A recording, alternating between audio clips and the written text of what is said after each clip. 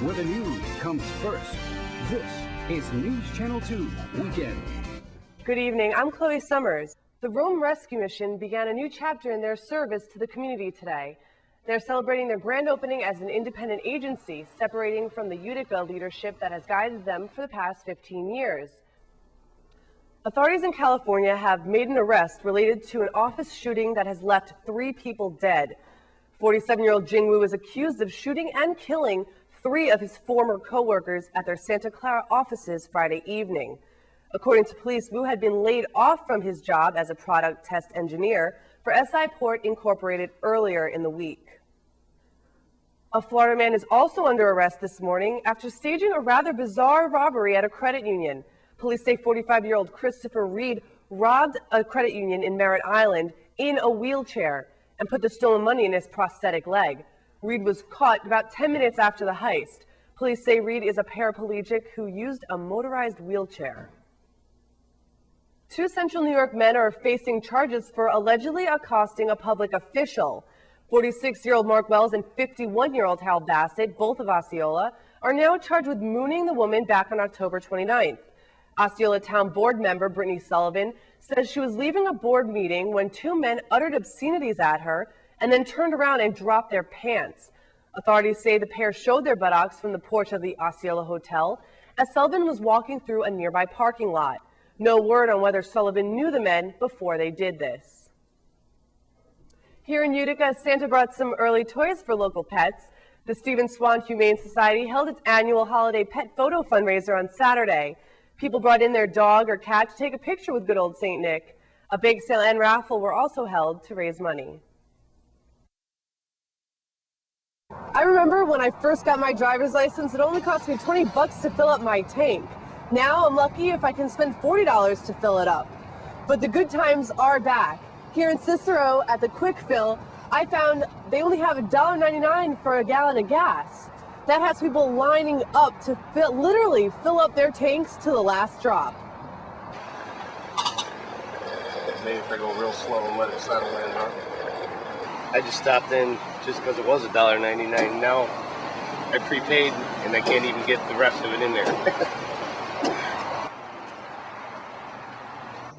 It was only months ago that gas prices were more than $4 a gallon in central New York, leaving drivers wanting to press the brakes when it came to filling their tanks. But with prices so low at the Cicero Fast Track and Quick Fill, cars are lining up to fill up.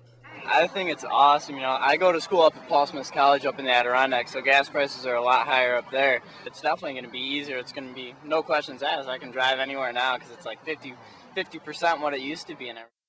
I think it's amazing. I didn't think it would ever hit below $2 a gallon. I've got a 13-gallon tank, and so $26 to fill it. It'll last me all week. You can't beat it.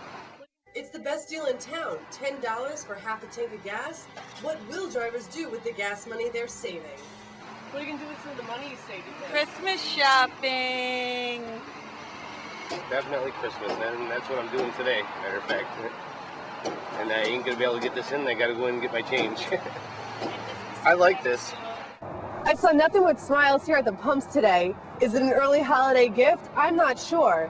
I tried asking the managers and they had no comments. But one thing I am certain about is that if the prices stay this low, this holiday season you could be seeing a lot more traffic on the roads. Live at the Quick Fill in Cicero, I'm Chloe Summers for NCC News. Akila Khanna is cooking up the last of her groceries in her Syracuse apartment before she leaves for India. She's going home to Mumbai, also known as Bombay, where she's lived since she was 4 years old. This is like from my balcony, and like sort of right over here is like the trident. So it's like sort of just outside the picture. I actually got a phone call from a friend of mine in Bombay who called me like 10 minutes after it happened to tell me to check on my parents because the Trident Hotel is right across the street from my house. Bomb blasts ripped through Mumbai during Thanksgiving week.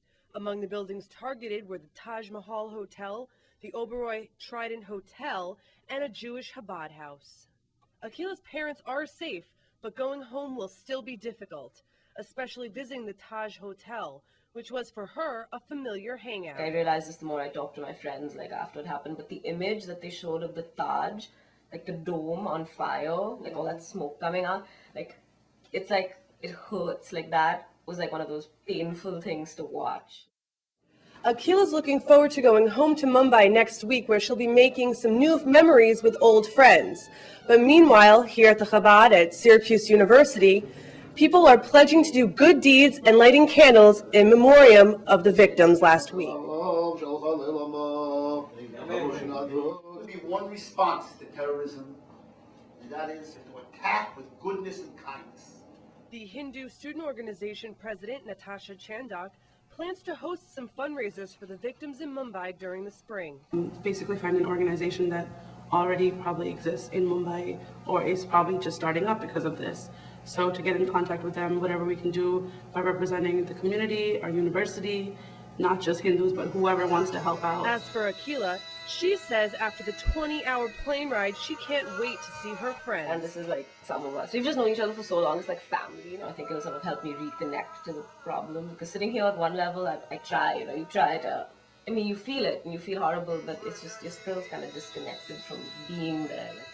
Chloe Summers, NCC. Chloe. Something you should not do on Election Day. Do not ask to take off the whole workday. According to New York State election law, you're only allowed 2 hours. Here's the word from Ed Ryan, Democratic Commissioner of the Onondaga County Board of Elections. No, technically your employer's supposed to allow you to get out for a vote. Obviously there are people that always take advantage of situations, you know, but how many employers nowadays have their employees working from 6 in the morning till 9 at night? Here's some more don'ts for Election Day. Election officials say there are absolutely no political hats, buttons, or shirts allowed. Candidates' names aren't allowed 100 feet from any polls. This is what 100 feet looks like. From you to me is how far any politician, any campaigner, or any political button or sticker has to stay away from any poll on November 4th. If voters show up with politically incorrect clothing, We tell them to go out the door, turn your clothes inside out, and come on back. Can't be wearing that stuff in here.